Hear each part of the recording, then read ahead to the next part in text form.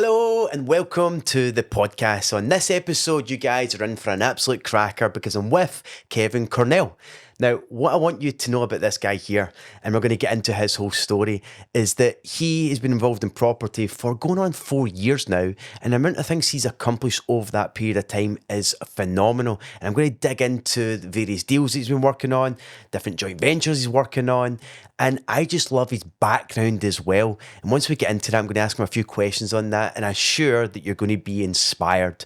So, as always, Kevin, I like to kick these things off, getting to know about the younger Kevin pre-property. So maybe give us a bit more of your background, and then we'll get into some of the property chat as we go along. Yeah, brilliant. So my family immigrated to Scotland when I was 6 years old. I was born in Peru. Parents divorced when I was 4, moved to America, and then ended up in Scotland with the oil industry. My mom was an engineer, and basically went to school here. Sounded American all throughout. Just didn't really lose the American accent. But this is where I grew up. And as I got older, property wasn't the thing that I started out as a teenager wanting to do. We'll get into why I got into it in a sec, but film and music is really my biggest passions. And I've known that I wanted to be involved in filmmaking, acting at first, and then it became a case of I want to write and direct. And I knew that since I was 11 years old. And, as so often is the case, you kind of take different side roads, and, your school path could maybe be a bit better than your parents would maybe want for you. And so I kind of ended up just kind of going to college, doing some classes, and just kind of getting in the workforce. And then when I was 24, my mom passed away. She was in an accident, and in a car accident, and that really changed the course of my life. And I kind of asked a lot of questions. Okay, I had been working as a car salesman, so sales is my biggest background, my main background. And I carried on working for a while, but it was just too big of a hit. It was like losing two parents in one, because she was like both parents in a lot of ways.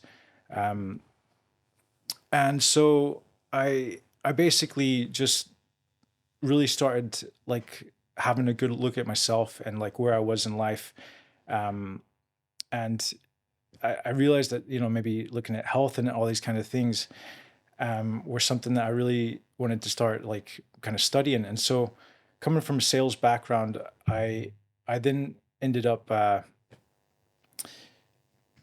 just taking a sorry, it's quite personal getting into podcasts. I guess starting off there, first and foremost, I had no idea about your mum. So Yeah. as soon as you said that, and you think about it being that age at 24, and it's the person that means so much to you in your whole life, it's your mum after all. Yeah. And then something so tragic like that happens. It's hard for me because I never knew that before we started the podcast, and I can't wait to get into all the exciting things about the project and that you've been working on, the stuff that you've done. But this is what I love about the podcast, is then you get to hear some of those more personal stories. But of course, as we have that conversation and something so tragic like that, it can bring back those emotions and feelings. So I totally understand, and it must have been a real turning point. It was, yeah. And it kind of made me start asking some questions about where I wanted my own life to go, because she had big boots to fill. Being from an engineering background, she had several degrees, and then towards the end of her life got into environmental engineering. And she loved to write as well, and I think that's where my real artistic streak comes from. Um, but and eventually, and this is what actually led me after some time of kind of just getting a little bit lost in the world of questioning life, questioning purpose as well. And after her death, me and my brother ended up in a beautiful farmhouse we'll talk about in a sec, kind of out in the sticks basically. And eventually just kind of a bit of a tether cut, just thinking about life and what's my bigger purpose. And I knew what I wanted to do. I need to get back to that. And I was like, okay, we just need to get out of this fog, get back on track. And eventually And we thought, it's time for us to just sell up. So that's what really started kind of like my journey into property. It would be the first kind of project, was basically just putting on, that interior decorator's hat on, and getting the property just kind of modernized, basically, because it was very much to our taste, my mom's taste. She had a lot of like amazing decor and like, or like, old furniture that her parents had passed down to her, like a massive piano, which was a pain in the butt to to like to move in the end.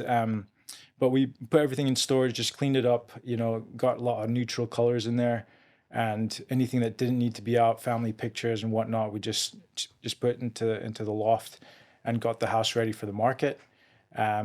It got a good valuation, and it sold in about 6 weeks, because it was a big 5-bed house, a big property that's can be a bit harder to shift when you get up to the, like, there's obviously like millions of pounds properties out there, but once you get up to like over 400,000, that's like, it's it's a smaller demographic that's Yeah. going for these kinds of houses, as opposed to your first time buyers. But it sold, and my brother bought a beautiful flat, mezzanine flat in New Gorbals in Glasgow. So he made the move, came straight down here pretty much, and I moved into the city. So Aberdeen is where my main, like, where I've pretty much grown up, in or around, and that's my most of my market experience, is kind of from. And so I just moved straight into the city, and so the way I got into property is actually, um, one of my ex girlfriends. She at the time she had bought at a really good time. When the market was, just before, like early 2000s, just before it went on a big climb. Yeah. She bought two high rises, and she was nervous doing it. But those two flats, I think she paid like 22,000 for each one. Do you And know, I love hearing stories like this, yeah, because unfortunately, when I get started in my journey, yeah, I wasn't buying properties at that value. okay, And there's so many stories of people that have done that and yeah, seen massive uplifts. So I guess right. that's probably what happened with That's her. yeah, no, that's exactly what happened with her. And so eventually, like, like within 5 years, those flats had doubled in price, doubled, tripled in price, I think. And that was pretty much like just those two flats. She never really added to her portfolio since then, like since between then and meeting. Yeah. And that was able to like sustain a lot of like the biggest amount of income she had to like to cover her costs. And she was like an app designer, like app developer. So like she also was working on the sideline, but that kind of like piqued my interest, as to property, and kind of I'd heard some things here and there, uh, and my mom had also had like a small office in Kaufman in Texas that I'd kind of ended up kind of owning and renting out for a while. Eventually, I would sell that to invest into the Scottish market. Um, but after selling the house, yeah, my brother came to Glasgow, and I used my funds to start investing in Aberdeen.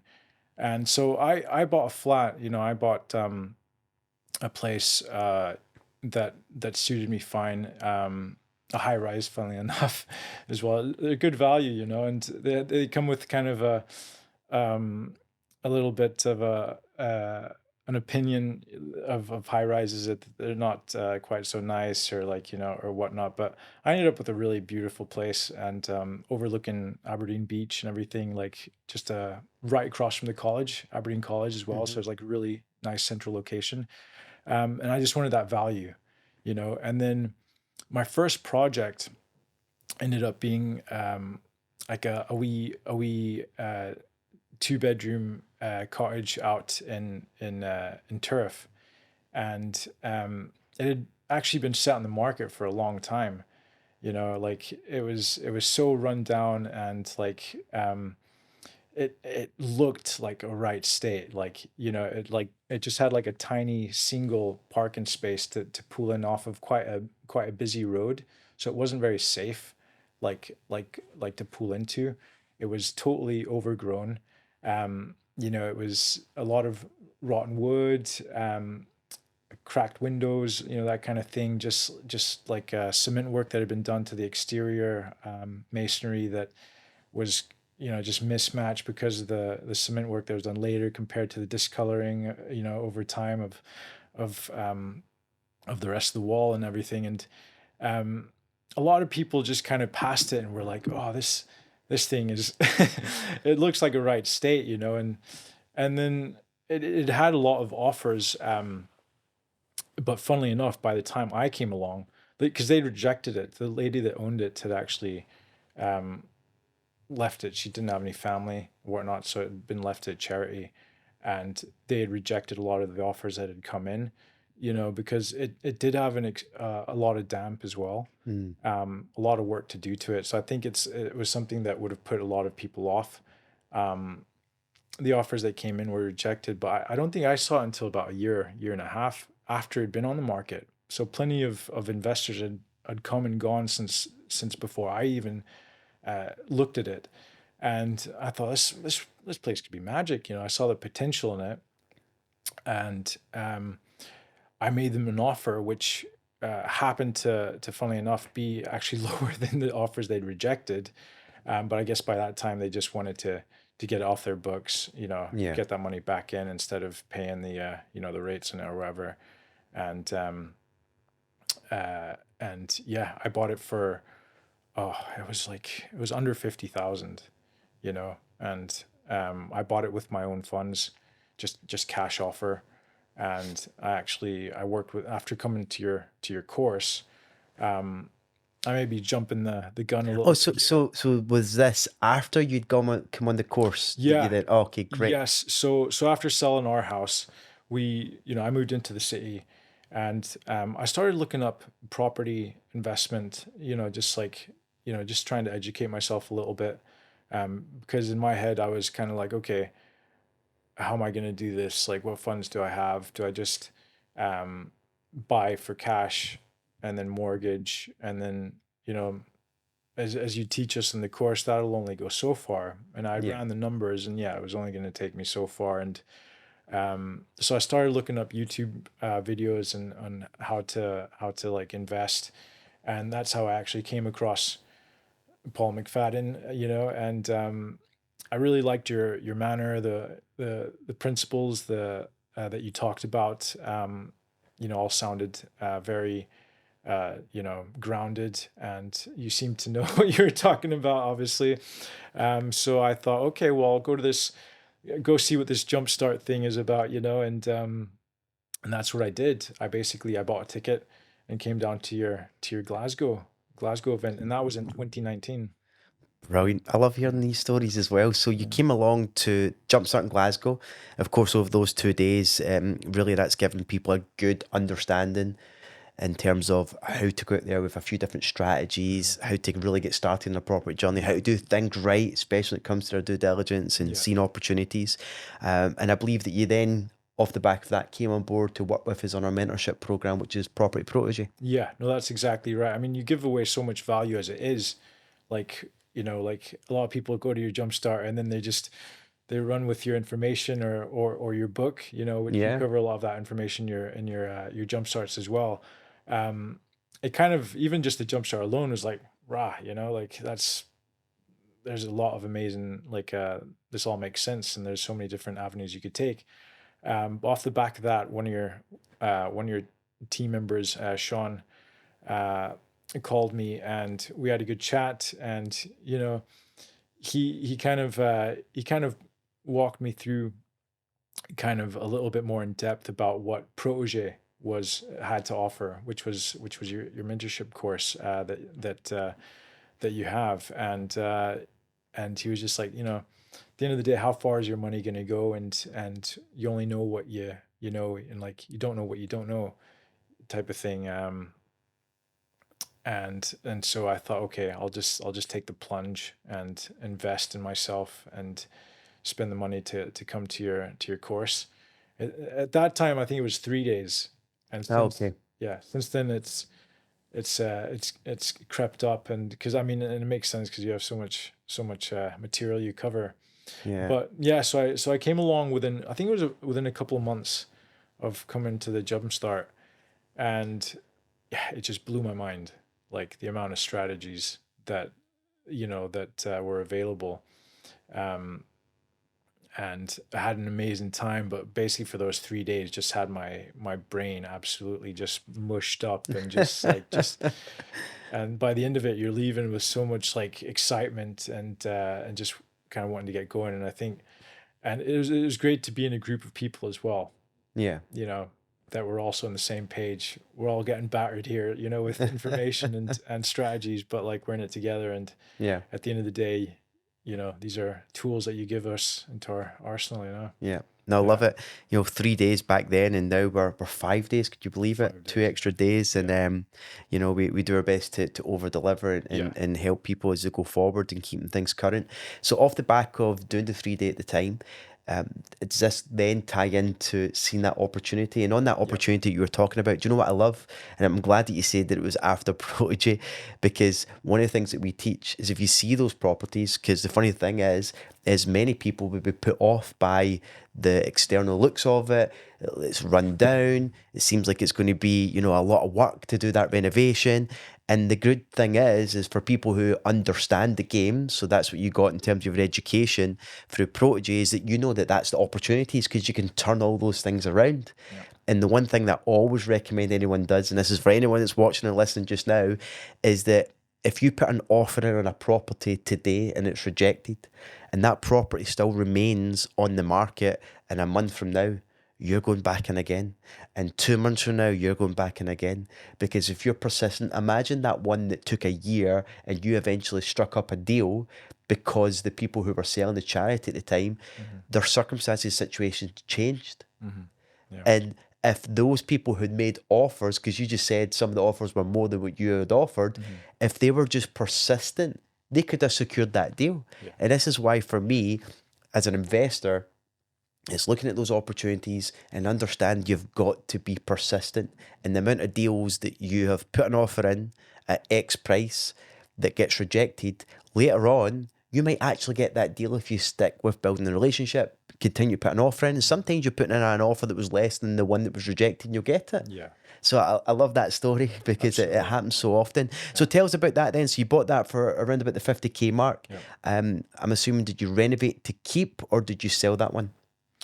Yeah. So after doing the course, I used my own funds to buy it cash, and like you say, at about the 50K mark, and then I got in touch with someone else from within the group, and asked them if they would invest, and so I used my own funds to buy it cash, and their funds to do the renovation, and that one I did flip. Yeah, Okay. I did sell on, and so that was my first experience of like properly, project managing, and multiple trades as well. I didn't use a one-stop shop building firm. I had about 6, 7 different guys that I was kind of dealing with and trying to manage and trying to work around their schedules as well. Yeah. And that was a big learning curve as well. Like kind of the ups and downs of doing that as well, because you have other people that have involved that have their own timelines and schedules to work on, and for instance, one little hiccup with that was that the roofer was needing to come back to do some work, and the joiner didn't want to come to do a certain section of the house, and so that obviously affects some of the other aspects of the job, and so that kind of pushed things forward a little bit. But it was all a great learning curve, and great to get experience. But on that one, I think it was about a 60% ROI that got out of that project. So it exceeded. It basically got the top figure in a valuation that I was hoping for. When by the time the works were done, the surveyor had come around. I'd printed out a Polly Pocket of like comparables, of what's sold and what's on the market, and I kind of let him know what my own due diligence had kind of pulled up and where I thought the price would be, and it ended up coming back at exactly that. But this was a funny one, like, because I'd had a couple of estate agents come out, and one estate agent was thinking, oh, it'd be about like 140, 135, 140 was kind of the price. And I was like, okay, well, I'd be decent, but I'd be hoping for a bit more than that. And then another estate agent came out, and she was thinking more like 160, 165, you know. And so I was like, yeah, that sounds like that sounds like the way to go, you know. And so she arranged like a surveyor, Yeah. and quite often they seem to kind of match up because they'll have those connections, they'll know their own markets, and the surveyors quite often they seem to come in at what the estate agent that they built that relationship with, they're Yeah. getting the repeat business from, So you seem to got the come in. valuation where you wanted it to be, the 160. Yes. Yeah. Yeah, yeah. So got the valuation. I think it was 160 or 165, and it sold within 4 days. Amazing. Yeah. And this is Mm. in the Aberdeen marketplace as well, isn't This it? Yes, this was on the country about an hour north of Aberdeen. Do you know what I love Uh, about the Aberdeen market? And I know you've done more than just that one deal in Aberdeen, and I'd love to get your opinion on it because we do our property jumpstart events. We do it in Glasgow, Edinburgh, and in Aberdeen, and I actually enjoy going to Aberdeen. Like it's one of my favourite jumpstart events. I actually really like the city, you know. mm, And when I take my team and we go up there and we, go out in the evenings into the city, go for some food and everything else, and I really enjoy how diverse it is when we do those jumpstart events. But one of the things that I always hear is that Aberdeen's a more depressed market because of the oil and gas side of things. You can't get deals here, you can't make money, yet you make money, 60% ROI on that deal there. And there's many others within the protege community. And it goes back to something you just said that Sean had spoke to you is about, that you don't know what you don't know. And this is the key thing when you start to get a deeper understanding of the market. And when you've got a place like Aberdeen mm, that has had a lot of ups and downs with the market, and it has its own little economy that's different from the likes of Glasgow and Edinburgh and other locations, that you can take full advantage of that as an investor mhm. when you can start to spot and see the opportunities. Yeah, absolutely. I And mean, what's your experience, I guess, for Aberdeen? yeah, pretty much exactly what you're saying. Nail on the head is that's been the sentiment, for investors of recent years is and for quite a while, because after that peak, kind of the mid 2000s going into um, the late 2000s, um, it's crazy how fast the price just kind of shot up, and then it we had the 2008 crash and everything, um, and then because of every market, is unique. You have Yeah. markets on the like on a country scale, the national level, and then you have like smaller markets within markets, and Aberdeen has always had that oil aspect to it as well, and that's kind of one variable as well that has affected prices. And it's never really, in terms of, but as you know, Paul, like, better than anyone, like, property goes through cycles as well. And it tends to go on an upward curve, even though uh, during that time it goes through its peaks and troughs. And Aberdeen's like not quite ever really recovered from that, Yeah. and so in a lot of ways it's a great time to be investing. If you think, okay, well, is this going to come back? It might take like 5, 10, 15 years maybe to really come back. But uh, personally, I have faith in the market, and there is, like you say, that sentiment of that kind of depressed kind of state, but it's they're still building, they're still building. There's a lot of great developments happen there. There's a lot of excitement about the city. I think the council wants to do good work. They've just renovated Union Terrace Gardens as well. They've done it's looking really beautiful, and I think that'll be a nice hub. I mean, they were. I don't know how many of your viewers, I'm sure quite a few, but know of Aberdeen, like the Aberdeen Marketplace, but Union Square, like I know that myself and other people just talking about it, there's a sentiment of like there's a bit of tentativeness of how well Union Square was going to do, which is like basically a shopping center that's been built there by the train station, and it's like a real hub now. Yeah. It's beautiful.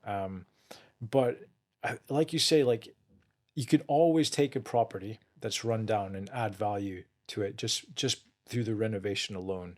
Yeah. Like never mind what the market's doing, whether it's down or up.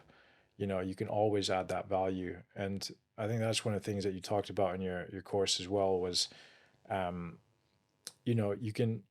depending, you might look at a market and be like, okay, one strategy will lend itself better to it.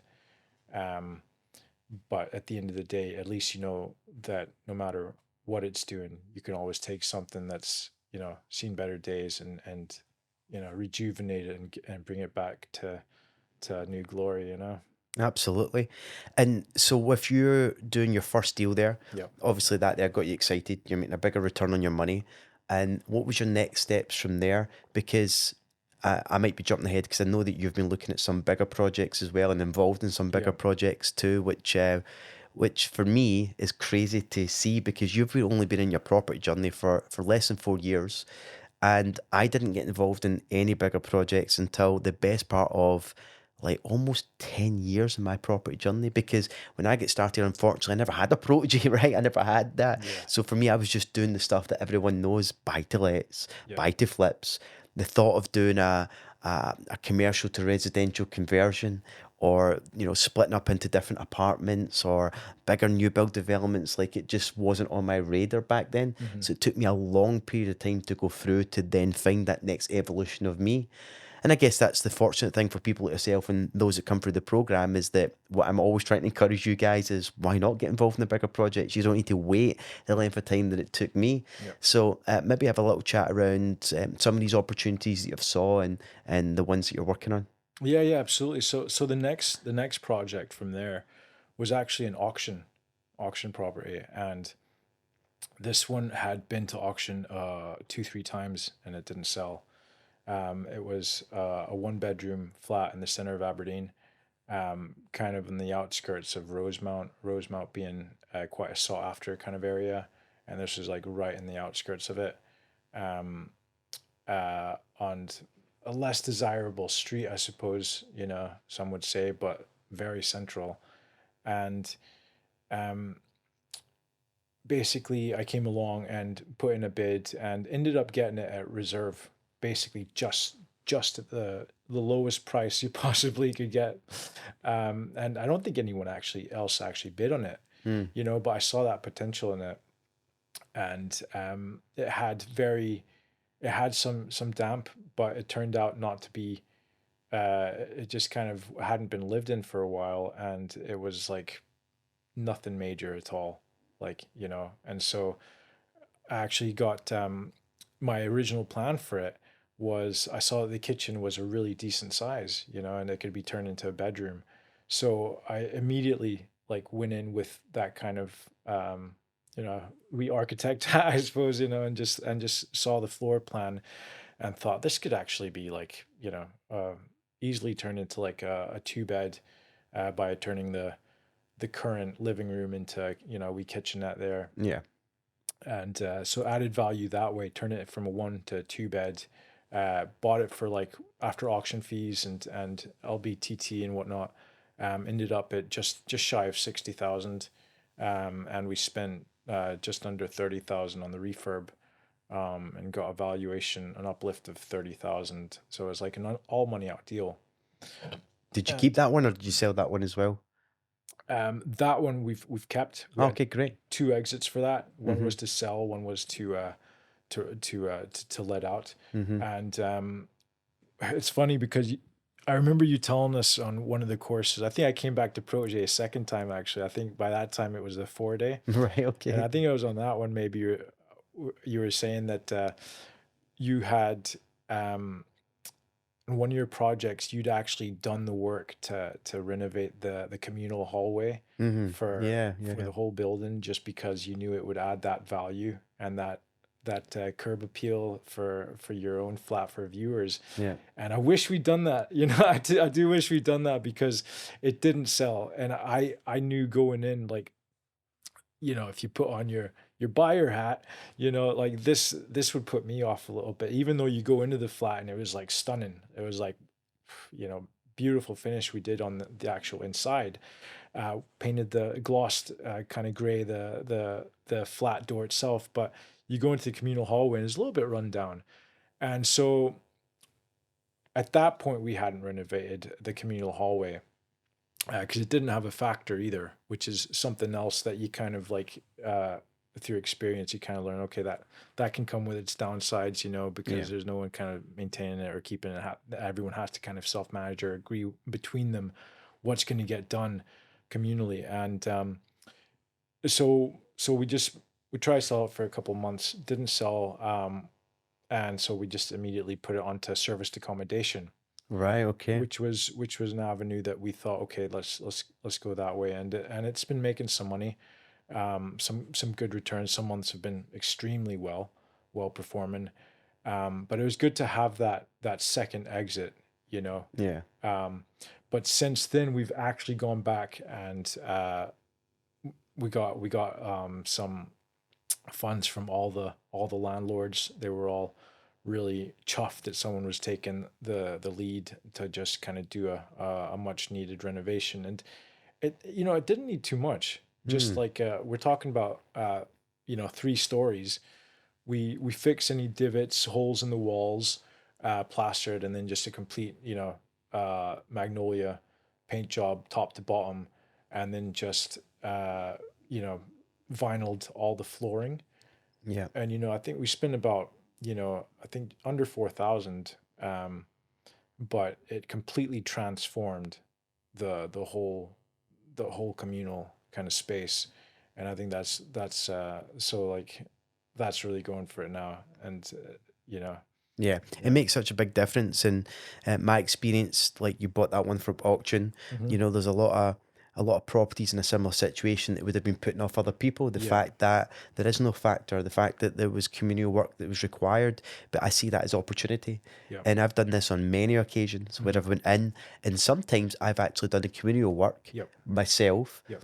and sold the property, and that's what really helped sell the property, and didn't go after the rest of the people to ask them for any payment, because I was like, I'm just going to factor it in, I'm in and out. Yeah.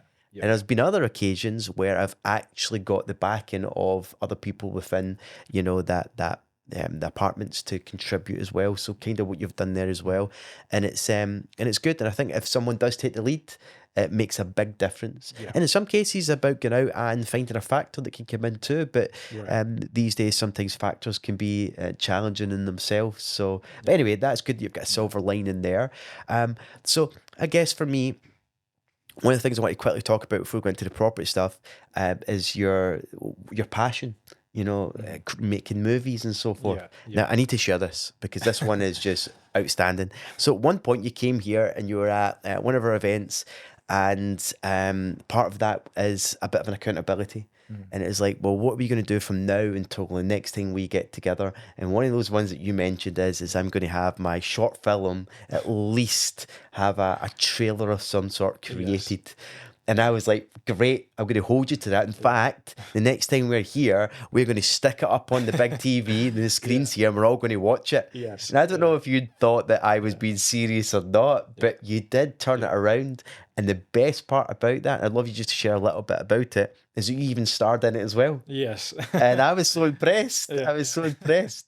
So maybe tell a little bit about that, because I think it's important for people to know about your passion and stuff. Because I guess with property, and I know you've done other deals, we can maybe get into some of those as we go along as well, is it fuels your passion. Hmm. It allows Yeah. you to get involved and do other Mhm. projects and everything else too. Yeah.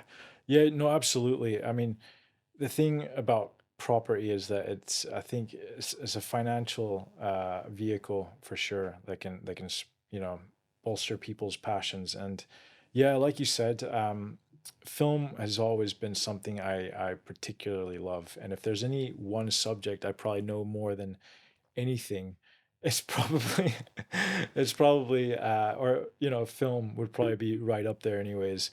Um, and through my journey after selling up the farm and then going into protege, I want to kind of like touch on this. Is like one of the things that I loved about protege is how much, and you touch on it a little bit. I think on your YouTube videos, mindset, Yeah.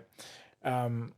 But you come to the course and you have a big emphasis on it, and I don't think you can't underestimate it just like enough how amazing it is that you do incorporate that, Paul, because it's like so important, like health, mindset, and the world really needs it, and mindset and well-being and family, which are values that you really um, express the importance of, is something that affects business life to a vast degree, right? And if we're better performing individuals, then you're just gonna like, you're gonna like do better work, and that's gonna just reverberate outwards. So I think that's a wonderful thing. And coincidentally, I came to the course, and then as a result of that, that also started kind of spurring this fire from within me, and I was like, okay, like I really need to start thinking about the longer plan here, start bringing these passions to the surface. And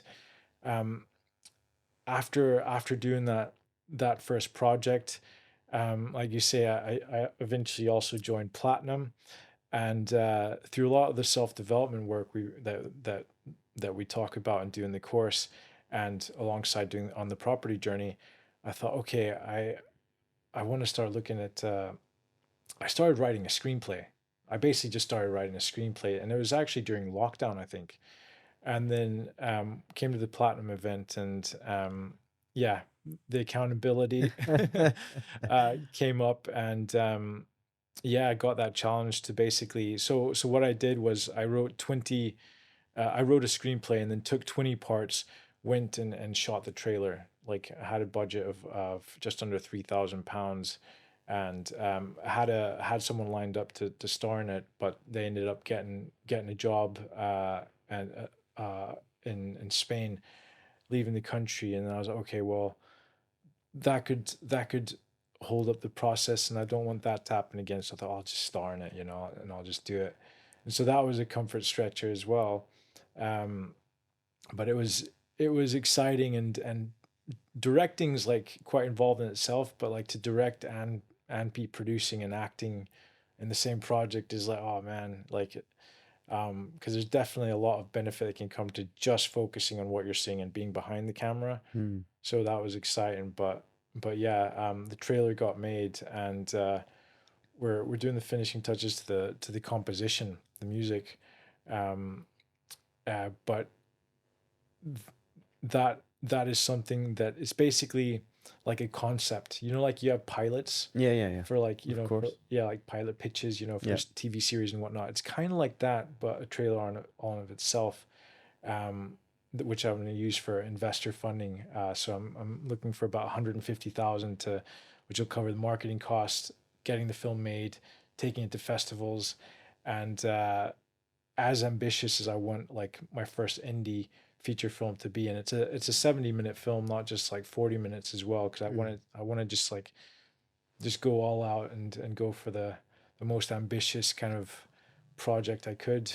Yeah. Yeah, I loved it. I Yeah. loved it. I don't want to say much about it just now because once it comes out, Yeah. I'm sure more people will themselves get to see it as well, which is great. So I love that concept. Yeah, and like you say, it's thanks to, and properties can be a driving force that helps to like, you know, to help you like realize your passions in life. And film and music is definitely one for me. And so like that's the long-term vision, Yeah. is moving up in stages to like to make, to bigger and bigger films. But this first one, it's an ambitious one, within the horror. I won't say too much about it, but it's within the horror realm. But it's mixing of a couple of genres, and I'm really excited about it. And for sure, like I'd love to. That's where I want things to go, and obviously, property is something. But having said that, I always want property to be something that I'm continually growing in as well. Yeah, of course. Um, Yeah, yeah. what I love what you're saying there, and a lot of people don't know this, but Arnold Schwarzenegger became a Mm, millionaire through investing in property right. that allowed him, because that's when he came from Austria to the States and then started doing construction and Yeah. just doing slab laying and landscaping, and then seeing opportunities to buy a bit of land next to Yeah. um, uh, uh, an airport, which he saw an opportunity in terms of value going up, and then get involved in more property. And then through the back of that, while he's trying to get his opportunities as an actor, and and because of all the muscles he had, and Mr. A world or Olympia or whatever that may be, that got him those opportunities like Conan the Barbarian and things like that, or Hercules as well. But the only way to get those and to be able to continue to pursue that is because of his property journey himself. A lot of people don't even realize that or know that, and this is one of the things that I love for people that come through our programs. As much as we have many people who just want to be full-time investors and developers, we also have equally as many who have got no interest in property. They utilize all the stuff that we teach to run a business as automated and leveraging other people's experience and time and building that business to get the benefits of the income that can come from owning an investment portfolio or developing properties, and then using that to then go and pursue their goals and dreams. And it's not going to be too long with what you're working on, different projects, that you're going to be funding your own movies, or maybe not, because why won't you leverage it, as we always talk about as well, so I'm loving that. So I guess is there any other kind of projects you've been working on or things you've got in the pipeline just now that we can have a little chat around to? Yeah, absolutely. So an assisted sale was the next one I did actually after that last project, and this one was another country property, and it was pretty run down. The ivy had actually grown through the walls from outside, and ruptured the flooring underneath, and the toilet had kind of ended up sinking into the ground. And God. it was pretty extensive. But we renovated that, and I think the numbers are like it sold for over 300. The refurb was we estimated about 60,000, and we agreed a purchase price of like 250 with the seller. And they were basically just they didn't have the funds to do it up, and they weren't confident it was going to sell well in its condition, and so basically we just kind of brokered a deal with them, and got it turned around, and that sold within a week as well, actually. So we made a good return off of that, and that was a strategy that was I really like that strategy, because you're helping someone, as well as you agree a price with them that'll help them to move on, but you're also making some money yourself, and arguably with a lot less money. I think there's a huge market for that as well, which was a really fun strategy, and I want to get more into that going forward as well, because not too long ago I found a second assisted sale, and this one was for a flat within Aberdeen. And coming back to Aberdeen market, there's I think at one point, I think there's, and it could still be currently the case, but there's about 2,000 properties on the market, and it was there's just such a surplus of properties, and it's a perfect time.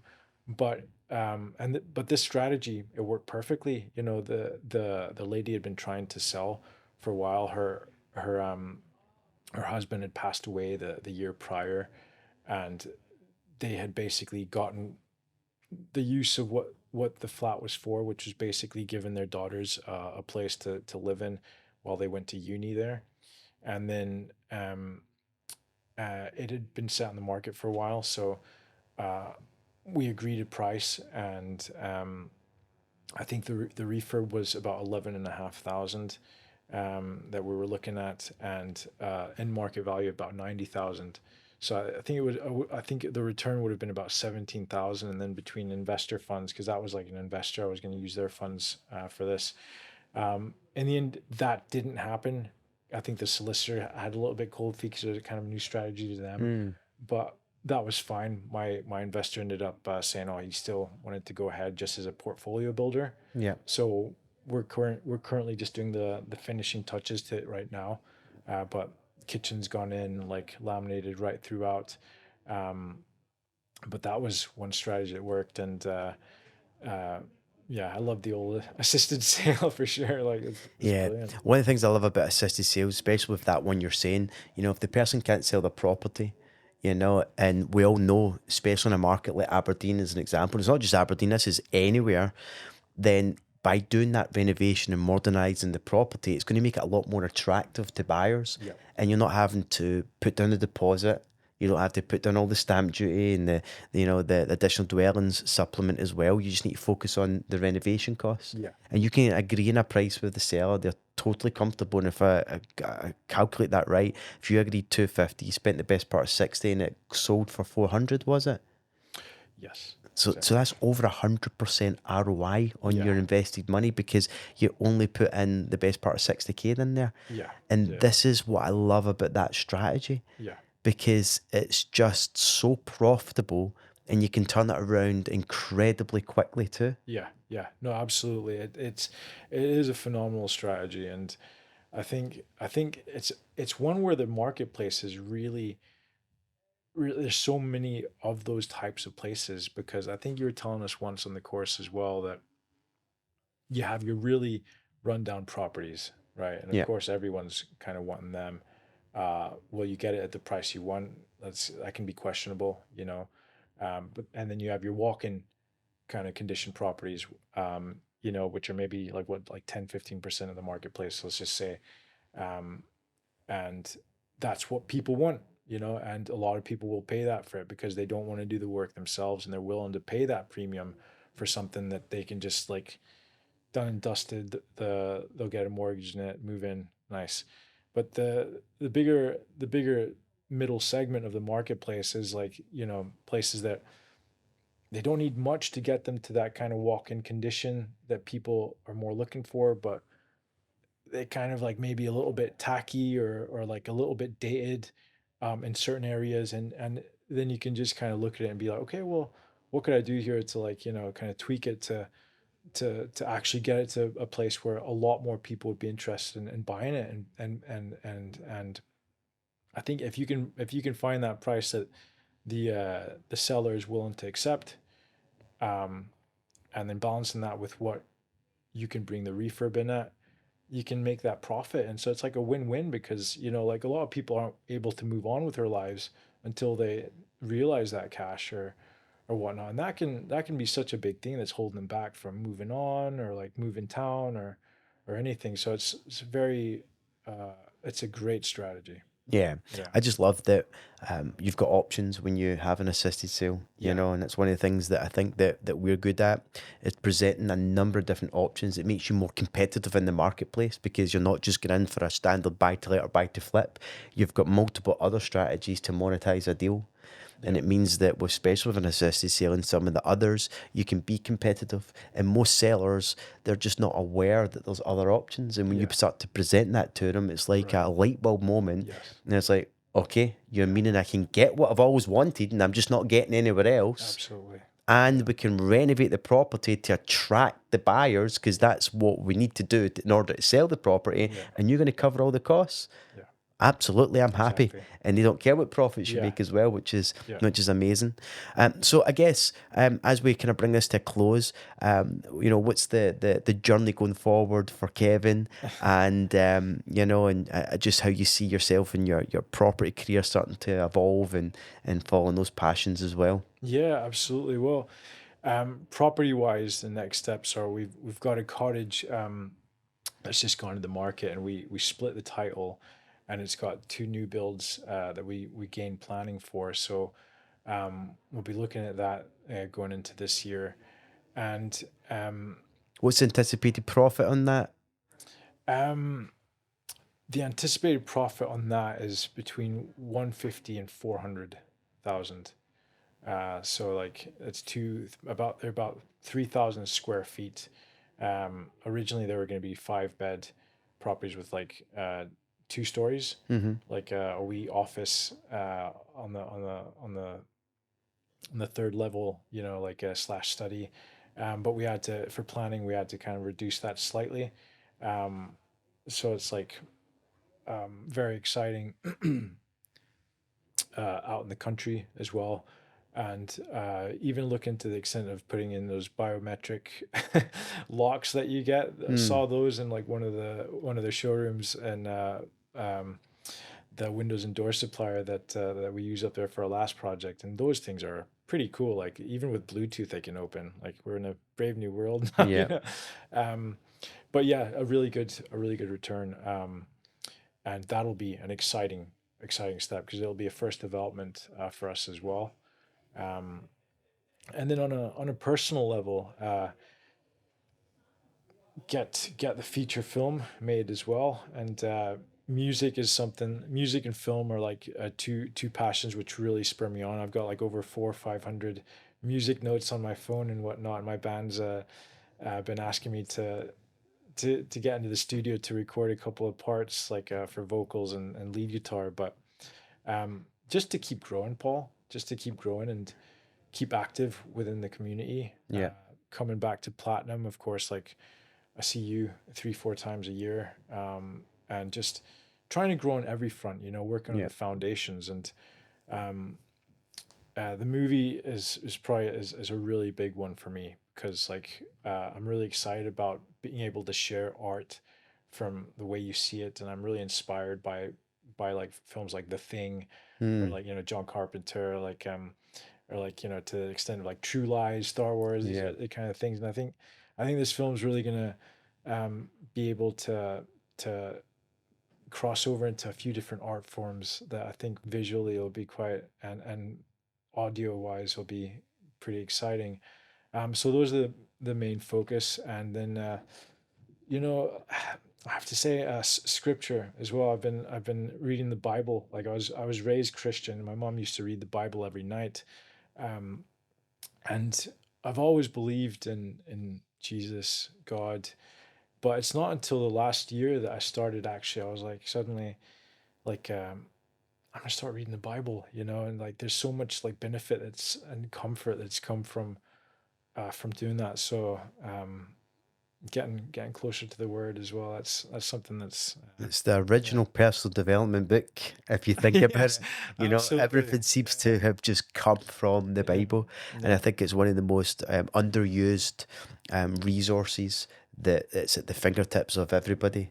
The most sold book in the world. yeah, And if someone absolutely. just takes the time to read some of the passages Yes, and take the time to try and understand and break it down, you'll yeah, get so much wisdom from it as well, which is absolutely. unbelievable. Yeah, yeah, yeah. No, absolutely. It there's just so much wisdom in it, and I think, was it something like 90 or 95% of the world believes in a higher power, um, and I think it brings a kind of peace, and that you can't really like explain in words, and there's something very profound to it, and it's everyone's relationship with with God, and their understanding of is unique because everyone sees things kind of differently. But that's something very very important. I've been trying to build into my daily practice as well as reading a few chapters.